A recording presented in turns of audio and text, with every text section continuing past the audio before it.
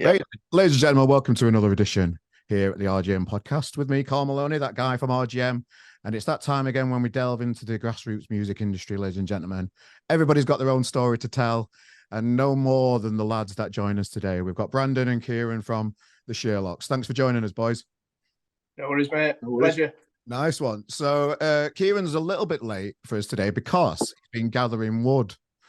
I just found that interesting, mate. Just tell us a little bit about that. What's going on?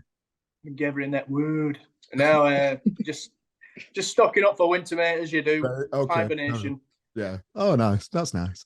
Well, I know you've just come off your UK tour. You've had this #4 album. You've got a pub in the works. You've got a European tour just on the horizon. Just from being, a local lad from Sheffield myself, and just remember when the Sherlocks started to break through, and just seeing how much graft you put into getting out there and just finding new fans all over the country and just grafting right from the start. How do you look back on those early days now as one of the big guys in music? Really, you've made a career, you've got the holy grail. You make money from being in a band. It's an amazing achievement. How do you look back on the early days and the graft you had to put into to be where you are now? Do you want to take the wheel on this, Bran, or shall I? Whatever.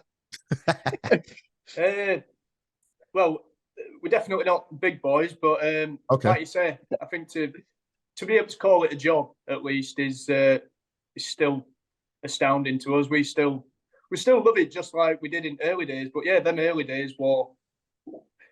I think the thing that surprises us, we never said, "Do you want to be in a band?" It started as same as probably most other bands. We started in a garage and just did it for his own amusement, learning some Strokes covers and Beatles and stuff. And then over time, quite quickly in them first few years, it turned into like doing his own music and getting people coming to his gigs, which were mind blowing. It still is. I think even this most recent UK tour we just did, it's still mint to see people coming out and traveling and booking hotels just to watch your band. So we love it like we always have. Has it ever taken a toll on you as brothers, being on the road? No, not really. No. I think I don't know. I think it's because we've grown up doing it. Yeah. Well, say grown up, like we've been in band. Me and Kim's been in band like 13 years now. So yeah. I think a lot of I don't know. There's a lot of bands with brothers and siblings in, and they do all right, don't they? So No, I get that. Well, like when we speak to a lot of bands, the bands that make it, the bands that get anywhere, the bands that get top 5 albums in the charts, you have to build relationships with fans, and you can only do that really by grafting and and just getting out there and just doing it.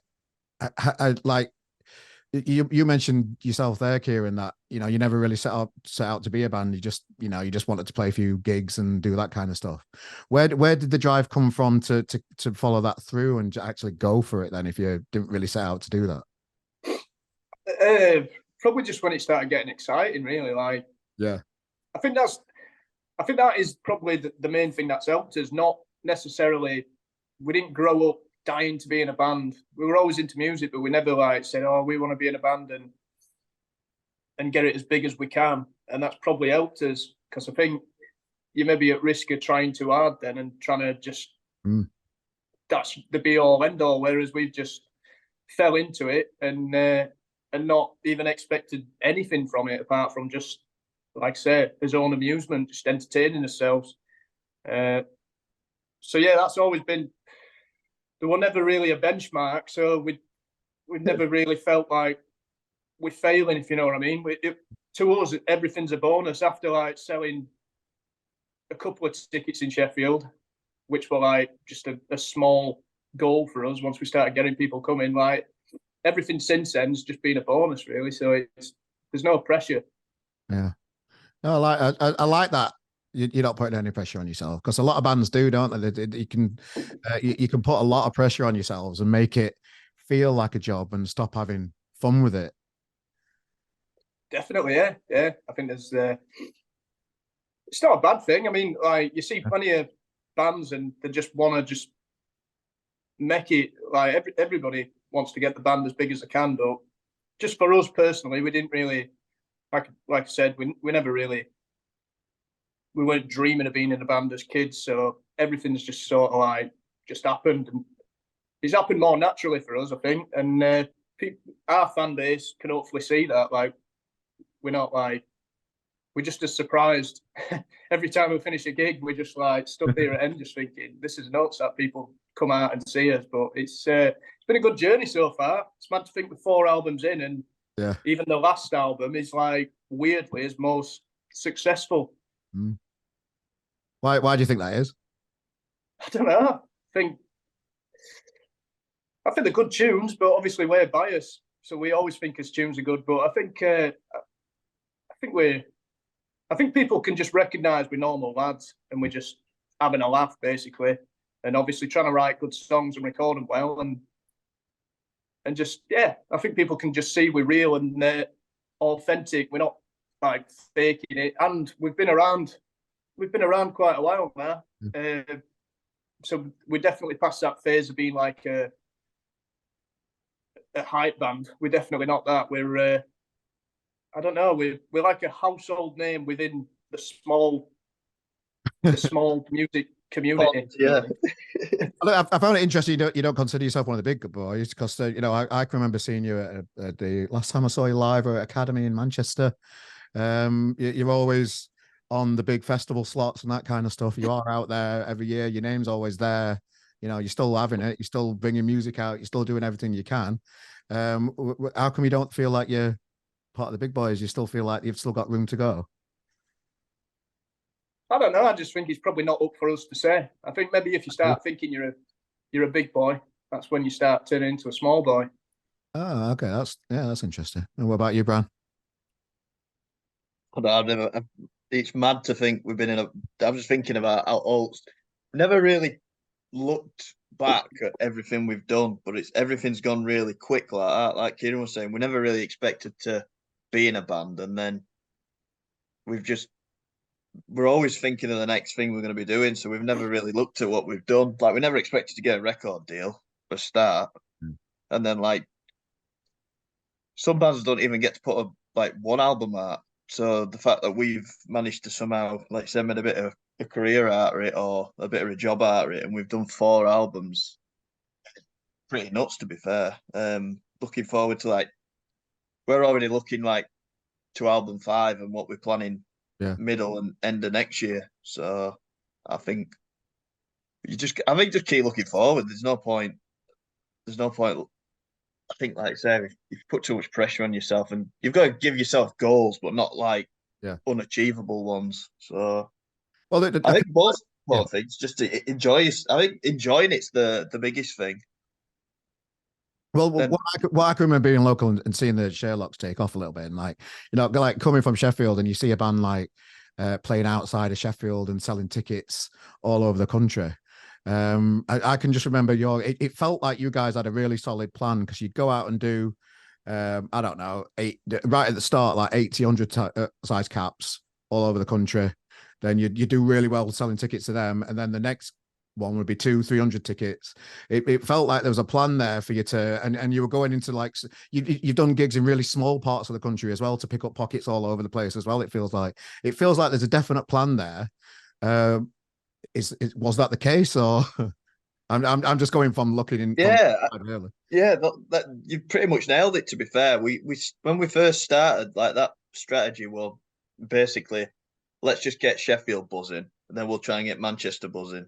Yeah. Then we'll try and get Glasgow buzzing because the bands that we used to, we grew up watching and stuff. I think we just recognised those were the cities that were buzzing. So we just here with that we just so we played 100 cap. I think first time we played in Manchester or I think it was called Crack Gallery, something like that. And we just put it on a shelf, sold it out, and then we went back, and then we just literally just had 50 tickets to capacity every time because in Manchester, back then there were loads of venues, loads of steps you could do.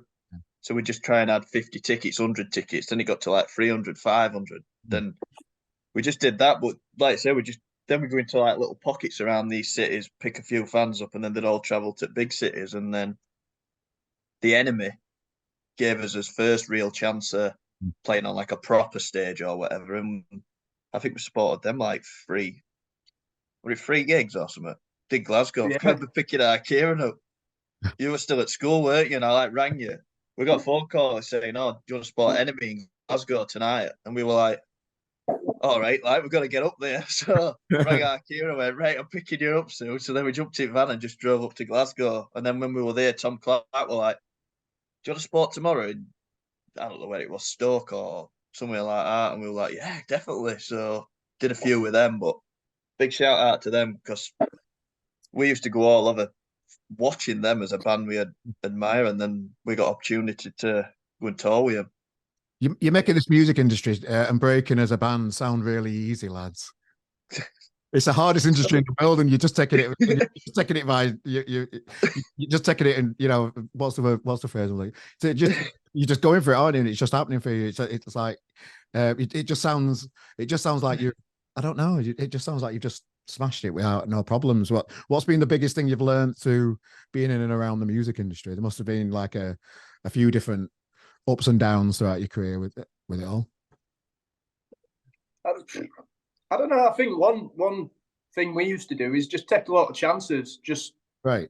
Probably because, like we were saying earlier, we never planned anything. So when you don't plan anything and you ain't even got anything at this point, you literally got nothing to lose. Like Brandon said, that enemy gig. I think I was sat in like English or something, and he texted me saying, "I'm picking you up in 10 minutes." I was still obviously in my school uniform. I thought we were going to play a gig like Angus Young that night. Luckily, he took me a pair of black jeans in and that. But yeah, we just took a random gig, which probably most bands would be like, maybe these days would just be like, "No, that doesn't make sense for us," or "Let us speak to his manager. That don't make sense. We can't be going to Glasgow because we'll not make money." Whereas we didn't care. Like there were enough fuel in van.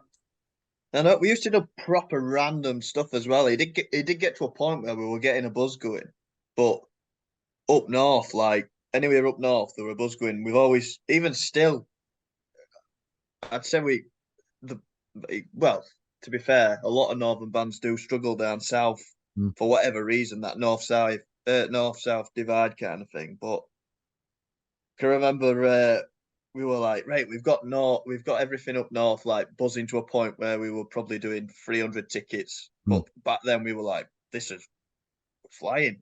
Yeah. And we went down to London and we supported Steve Craddock, a Steve Craddock DJ set, just because we wanted to play down south. We had no money to stay at a hotel, so we ended up sleeping in a van in London. But it did get to a point where we're like, we've always been hungry and like grafters, but we've never took it too serious. I think that's the thing. Like we've really enjoyed the journey. You know what I mean? We can't turn around and say we haven't had a laugh because we've had a proper blast so far.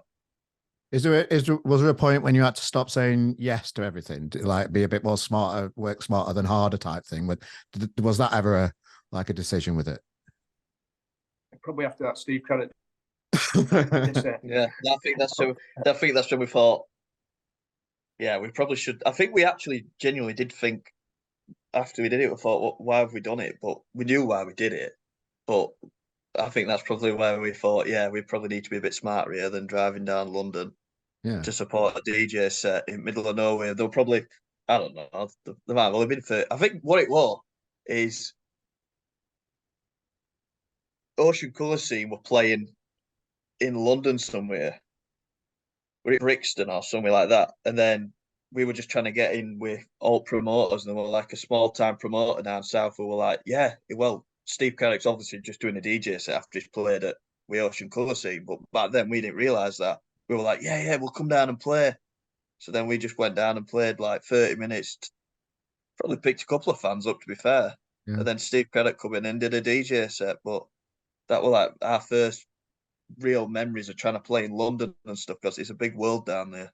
And how long ago was that? How many years ago was that? Like 10 years ago or something, or more? Yeah, easy. Yeah. Probably. Yeah, Yeah, probably not. probably more. Yeah, What's probably only a couple of years into band. yeah, sure. What's the north-south divide like for the Sherlocks these days?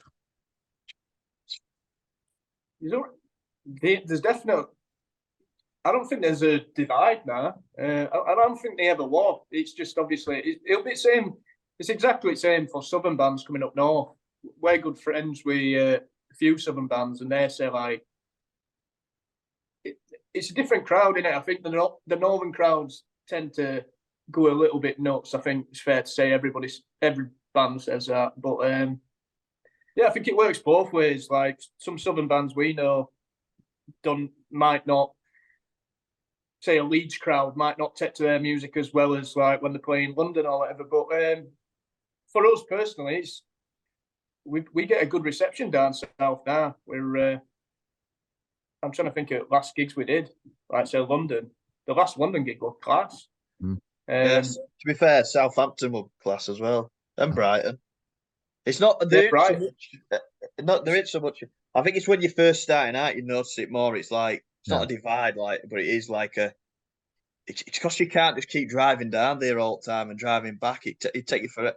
It's just so hard to keep building if you're going to do that. Like, how do you look back on the tour that you've just been through now? So you're just off tour. You've been all over the country. You know, the big album tour. I know you're off into Europe, and we'll come to that in a bit. But how was the latest tour as the Sherlocks on album number 4 now? What experiences did you get up to? What trouble did you get up to, really? I think I'm asking. Do you know what? It's gone that quick. I think it's the way it's felt like a bit of a weekend tour, this one. Like, yeah, you get Monday to Wednesday to yourself, well, and Sunday, and then this tour's been Thursday to Saturday, just dipping your toe in. And weirdly, it's gone so quick. Like, I think by the time we got to Sheffield, we were just like, right, we're getting into the swing of things now. We feel super tight, and then it's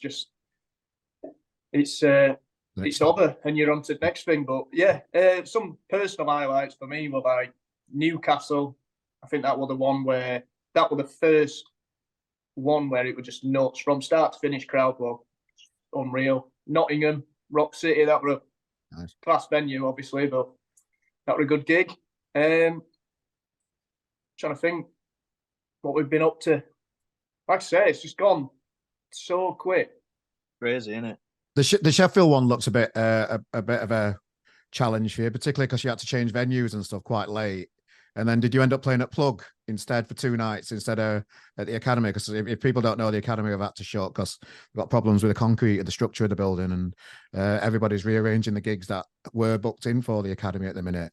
How was that for the band having to play? Like, I presume did you just have 1 night at the Academy and then you made it 2 nights at Plug because it's a smaller capacity type thing? Yeah, that was it.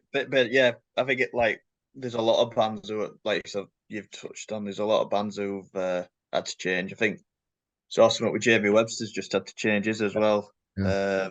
But yeah, we did 2 nights and they were good nights. To be fair, we were praying that everything would be sweet with Academy and do just one big one. But yeah, it was nice to step back into Plug, to be fair, on Network or whatever it's called now. And we had 2 really good nights. How do you manage that kind of stuff? So I presume you just got a call from them and just say, look, we're not going to be ready. It felt like it was quite last minute. I presume they let you lads know that it was quite last minute as well. How do you plan to, because obviously some fans will have booked a hotel for that night and they weren't getting tickets for the same night and that kind of stuff. How do you, and you mentioned Jamie Webster there. He's had the same problem. Little Man Tate, they've got a similar kind of problem. They're due to play there soon. So it's not just you guys, but I'm just interested in the mechanics behind the scenes of a band, how you manage these kind of challenges. So how do you go about it?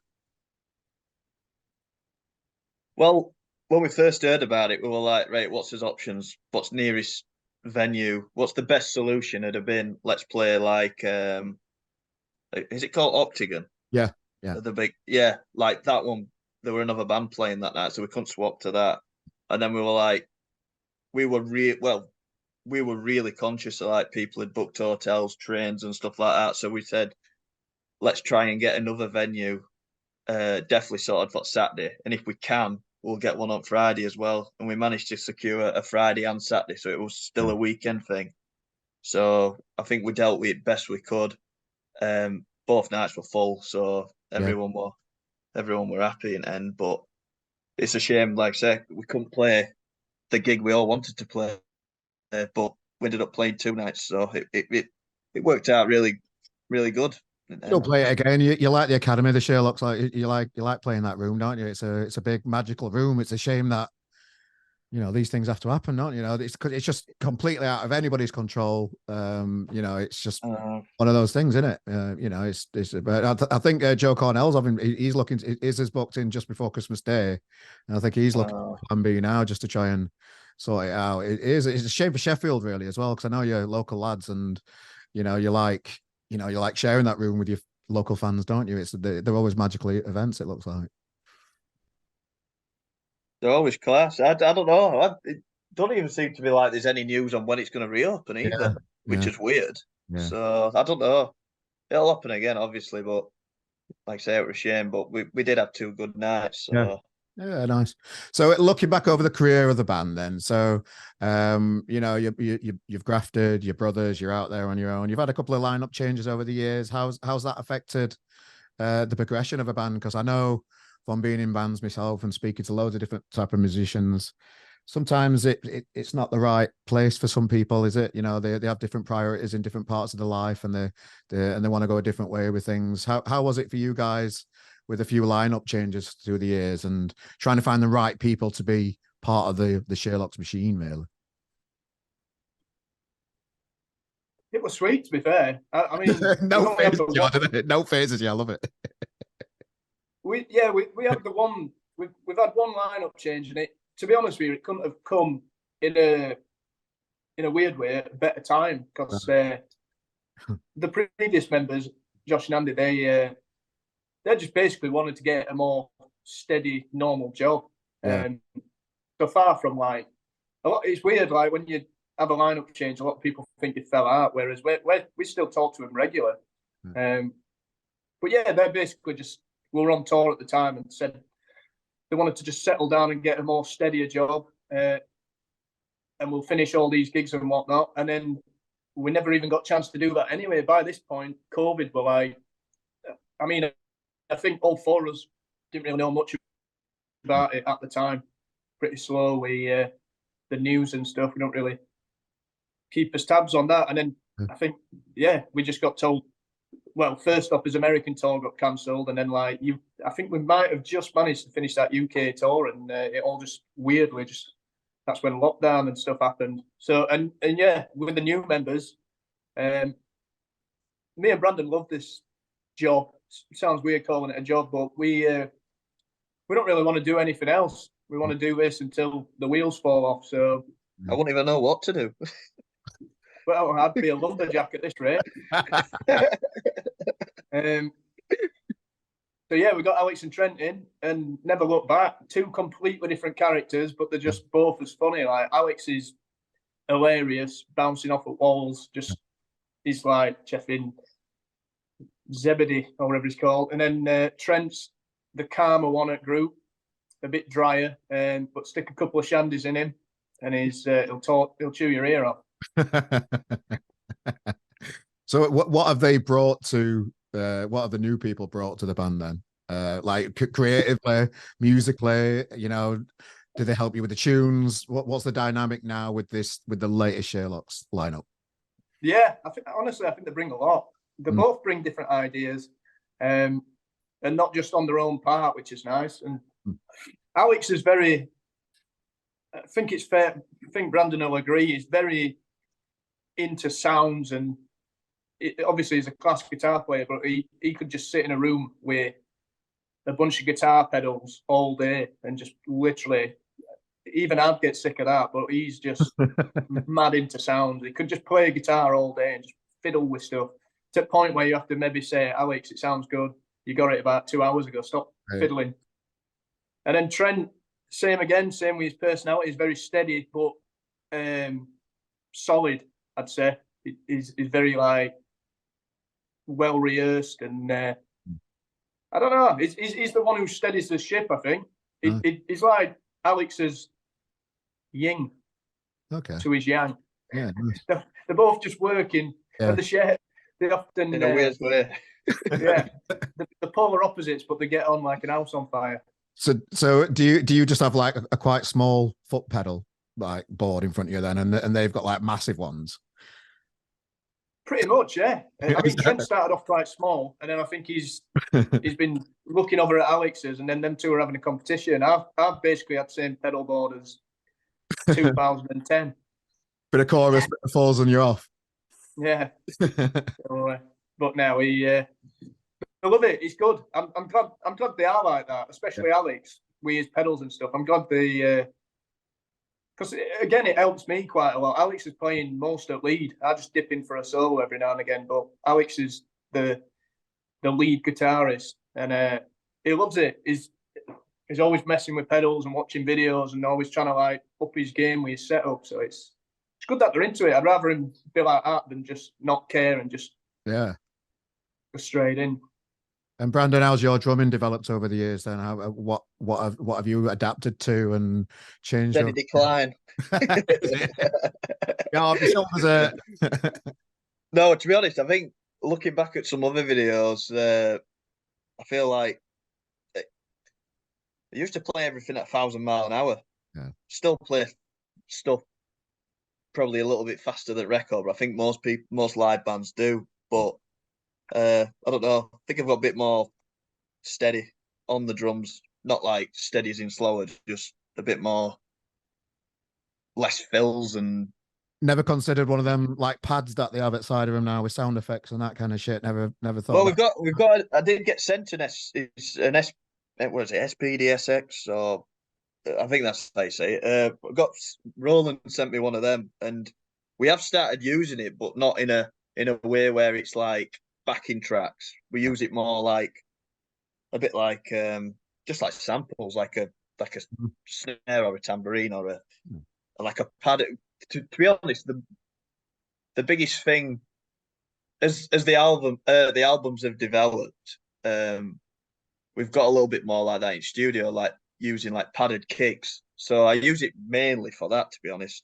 Just so I'm not, when I'm smashing proper kick drum, it sounds a bit harsh. So there's a tune we've got called City Lights, so I'll hit the padded kick for beginning bit. But I don't think we'll ever be one of them bands where we just play loads of backing tracks and stuff like that, because it just wouldn't be Sherlocks if we did that. Do you think that's why album 4's a bit? It felt a bit more experimental. Album 4. Do you think that's what maybe helped it a little bit get higher in the charts, or I don't know, just speculating? I don't know about the charts, but I definitely said the last two albums, I feel like, well, all of them to be fair, but definitely the last two, I feel like it sounds like we've been in the studio and we've thought about stuff a little bit more. Whereas in earlier tunes, it was more like, let's just polish what we do live. But like the padded stuff and I don't know, synths and I don't know. It's exciting to think where we're going to go after this, because it's never been like a conscious decision. Like a lot of bands sit down and go, what we're going to do on this album, or what we're going to do. Like, should we make I don't know, a jazz album? Like send it a certain way. Whereas we've always just like, Kieran will write the tune on acoustic. Don't make a jazz album, lad. and then it's like, we'll all get in a room. We've said this 1,000 times, like Kieran will write tune on acoustic, we'll get in a room, get it sounding half decent, get a good solid demo, and then we'll get it studio and it just changes again, and then parts will change, and then it'll just mold itself into whatever album 5 will be, and then we'll go out and tour it. So as long as we can play it live. Who's been your favourite, like, as long as you can play it live, right? But yeah, so who's been as long as we can play the tune live, I feel like it'll always be like a Sherlocks song or an album. Who's been? Never want to get to a point like where it's you can't play them live because we've pushed it too far. Yeah, no, that can sometimes happen. Is that? Have you been helped by certain producers as well and that kind of stuff? through the years? Or is there anybody that's like who's been your favorite producer over the years that you work with? Yeah, we've enjoyed working with them all, but I'd say Dave Ehringer is just an absolute blast to be in studio with. This is before we even recorded the third album. We went to studio with him like back in 2016 or so, and we were literally crying with laughter. Like it was like 2-3 in the morning, and some of the conversations we were having were just outrageous, and we were just literally tears coming down his face. But Dave's just a big ball of energy, and is a good lad to be around. So the main thing is just somebody that you can just bounce off then, I suppose, and just do your thing, and they know where you stand with everything. With album 4 then, because I know when it first came out, you pitched that you wanted a number 1, and everybody was rooting for it. How do you like on the build up of a new album coming out? How do you plan ahead for that week when you're selling tickets and stuff?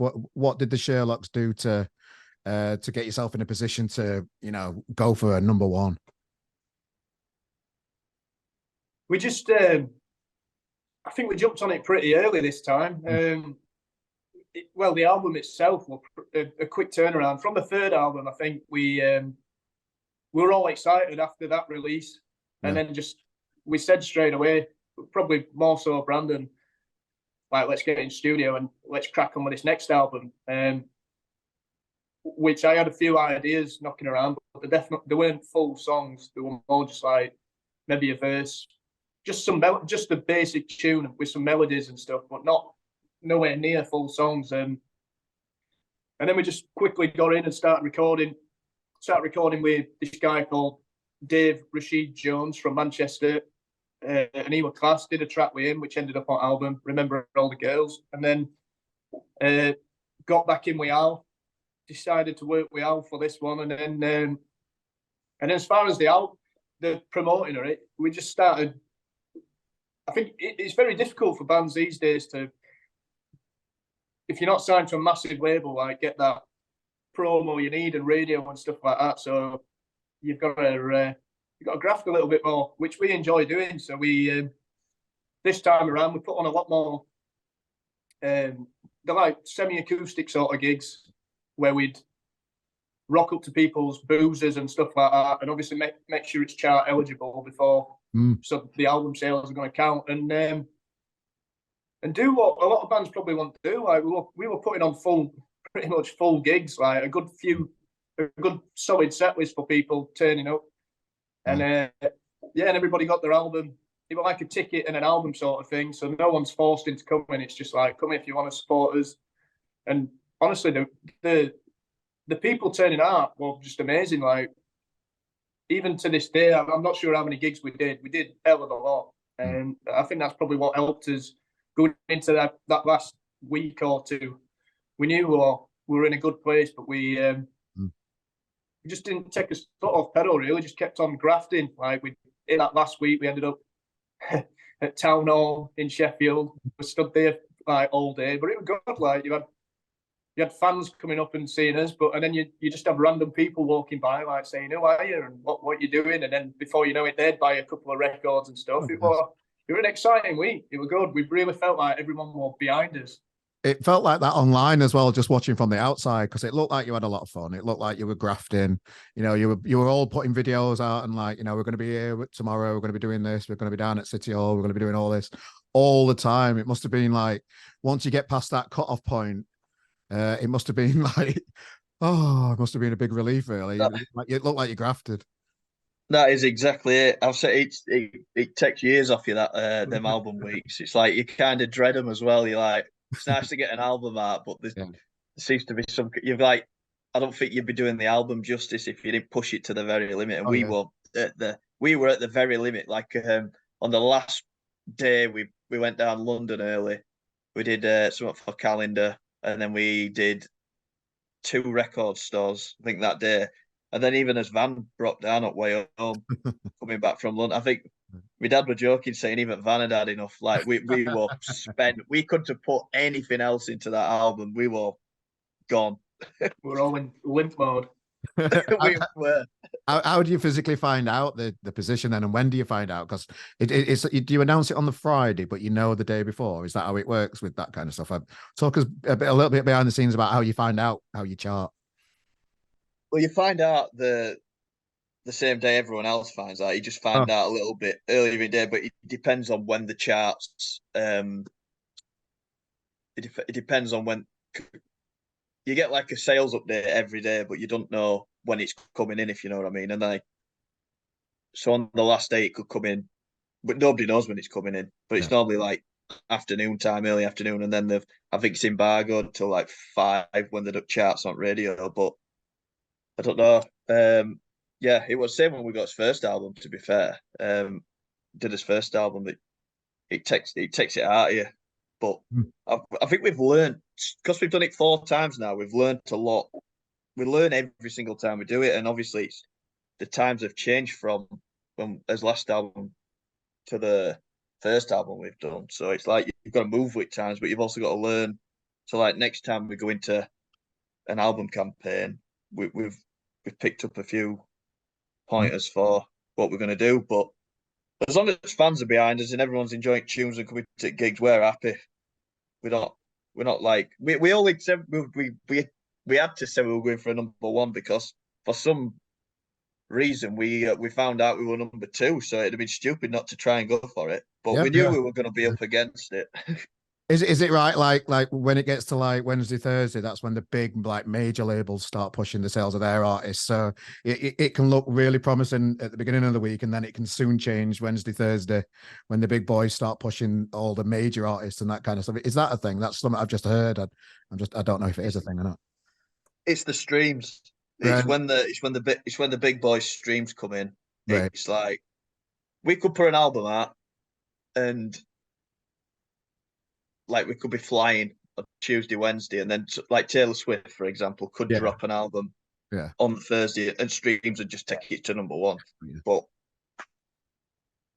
I don't know. You can't compete with that. You can only do what we can do, and as long as we get it as all like we have every time, we're happy. Well, someone just looking in from the outside, it was really enjoyable just seeing how much graft you boys put in that week. And we were sharing it on RGM. I can remember I sent you a message, Brandon, just saying congratulations and that kind of stuff. I wanted to send that message because I don't know, because sometimes when you're inside your own bubble, you don't really you kind of feel like you're in your own bubble, and I think it's nice to tell people congratulations on the graft that you've done, and it's a major achievement, I think, for you both, for the whole band. I just wanted to share that. I feel like it's a major. I think you really well in it, and the community around a live album. I've never seen out like it really this year. I saw it first when Reverend and the Makers and the lottery winners had they were doing it in the same week. I think Reverend got to 6 and lottery winners got number 1 at the time. And it were like, I know the lottery winners from being over here in Manchester, and obviously Rev from Sheffield, and it was just the community like really came together and went for it. And I saw that on Twitter and online for you guys. I just saw a big community like really pushing for you to get it. I just thought that those type of things, it's just nice to see in the music industry, and a big community of people getting behind some lads that just want to flog an album. Definitely, yeah. What would you say to those people that contributed to, trying to help you with shares and that kind of stuff, I suppose? It's appreciated. It's like you say, especially bands. And we try and do that ourselves, not for anything. We don't do it so like we'd get something in return. Yeah. We just do it just because it's good to help.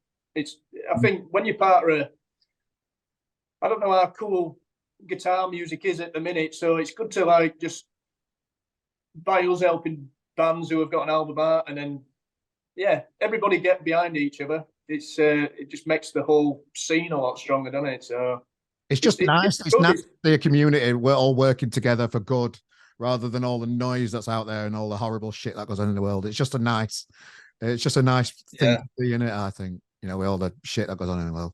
But anyway, so you're moving on to Europe next, then. So where do you start in Europe, and how do you prepare for a European tour? Is it different to a UK tour? Talk us through that. is it different? We're probably getting the suitcases down out of the loft, stocking up on his boxer shorts at the minute because we've got a long 3-week stint to go. But now just same thing. I think we're maybe going to change set list up slightly. Yeah. Might try some new stuff. In fact, that's what we did last time out. We ended up playing Sirens played it in a few places, but I can remember us trial running it in Germany somewhere. And straight, like, there were no, yeah, we'd recorded it, but we'd never played it. And no one had ever heard it. And that ended up being like the best song at set. Like, crowd were just going nuts. Just bouncing in Germany. And we were like, this is weird. So, but yeah, this time around, we're buzzing for it. I think we're heading to, we've got a gig in Swansea to do on Saturday. And then I think his first gig's in Paris on Monday. Nice.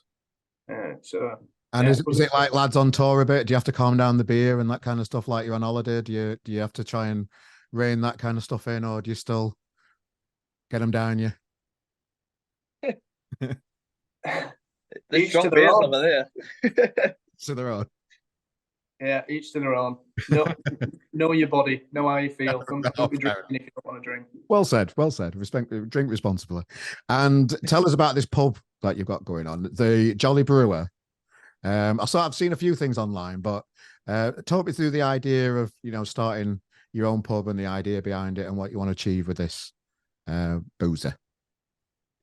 Well, yeah, Brandon can probably speak on this a little bit more. He's down Lincoln a lot, so I'm not familiar with Lincoln too much, apart from there's a massive hill, and apparently it gets rougher as it goes down. But now we've wanted to open a boozer for ages. We've been saying it for years, saying how cool would it be to like just be involved in something like that. And yeah, the opportunity just arose with a guy called Adam who owns another pub in Lincoln called the Vic. And we just got his heads together, and the pub that we've actually took on has got like hell of a lot of history, which we found out. I think it used to be like known for its live music scene and interesting characters and what do you call it, like biking groups like Scooters and Harley Davidsons, and just basically just a pub that had a proper vibe, which people were really in love with. And then I think it shut, and then it opened again, and then it shut, and no one's managed to really get it back on its feet since it shut. So our aim is obviously to try and, me and Brandon being in a band, is to try and make it like just a home of like music in Lincoln, where pretty much every night you can go in and there'll be live acts on, acoustic acts, live bands out in the summer on the stage and stuff like that, DJ sets, just full of music basically, as well as quality drinks. Yeah. So giving something back to the community then, I suppose. Yeah. We want to make it like the home of not just Lincoln as well, but like home of like upcoming bands. Just nice. Like bands who we know have took on tour, like we could put them on in our pub, and it just wants to be a nice way you could go and have a few drinks as well and just have some decent tunes playing. So we've got loads of ideas, and we're working on loads of stuff, and we're going to announce we're going to have like a massive opening launch weekend, so Friday, Saturday, Sunday. So we're just trying to sort all that out whilst preparing for a European tour. So they just do everything at the same time. Yeah, and then obviously we just announced his biggest ever headline gig in Sheffield. Yeah, we're doing Don Valley Ball, and that's in our head next year. That's like the biggest thing. We just want to have a big old celebration, and everyone who's not just Sheffield people, but like we want all of us fans in Leeds, Nottingham, Lincoln, Manchester, Liverpool, everyone, even down south, Southampton, London, everyone to come together and just have a massive party at Don Valley Ball. I've always loved that venue anyway. I've always gone to Mozfest a lot with Steve Cowan's festival. Yeah. And I know you guys have played that before, haven't you? That's always it's a really nice community of people that always go to those gigs. Is it like part of the same weekend as Mozfest? Is that how it works? Or is it? It's standalone type thing? Yeah, it is. It's a standalone gig, but it is it's on the same weekend as Mozfest. Oh, whatever they call now. That's great for Sheffield as well, because I think it's going to be the last Mozfest that Steve's doing. I think he announced on the Yeah. that'll be a big loss to Sheffield. That's a shame, but having the Sherlocks flying the flag for Yorkshire, Sheffield, wherever you're based, it's very much appreciated. As a Sheffield lad myself, I can't congratulate you guys enough for the graft and what you're doing as a band at the minute. I just think it's great, and I wish you all the best for everything that you achieve moving forward from here, lads. Oh, thank you, mate. Appreciate it. Appreciate it. Is there anything else that you'd like to share with the fans today, or any message you'd like to give them just before we let you crack on and you get back to your picking up some wood there, Kieran? Yeah. No, just let's see your hands. Honestly, let's see your hands. I want to know if you're bullshitting or not. Let's see your hands. Have you got wood in you? Have you got clean? No, I've got one of them, but it's just outside. I have been chopping trees down. I've just picked some wood up my log burner, but I'm getting my chainsaw out in a bit. Oh no, nice. No, but final message. Just honestly, thank you to everybody who's been sticking with us. Like I said earlier, it's been a hell of a journey so far, but to us, we're just as buzzing, if not more, than we have been. Like, I think, as I mentioned, bringing that fourth album out, you never know how well an album's going to do, but when you find out you've sold more records on your newest record than you ever have, and you got your best ever chart position, it's encouraging for us. We think not only are people still digging us, but like new fans are getting into us. So it'd be good to see everybody at Don Valley. That's in June next year, 7th of June, Friday. Now we're going to we'll put a link in the description of this podcast anyway. You just click on there, guys. Grab yourself a ticket. Nice one. Yeah, just keep your eyes on us. We're going to be bringing a live album out next year. Nice. And plenty more stuff from us. Don't worry. Well, keep tuned in to the Sherlocks, ladies and gentlemen. Brandon, Kieran, thanks for joining us today. I always enjoy catching up with you boys, watching your graft, and I just think I just love how I just love the hard work that you put into it and how easy you make it look. It's inspiring. Nice one, Carl. Thanks a lot, mate. Thank you. Nice one.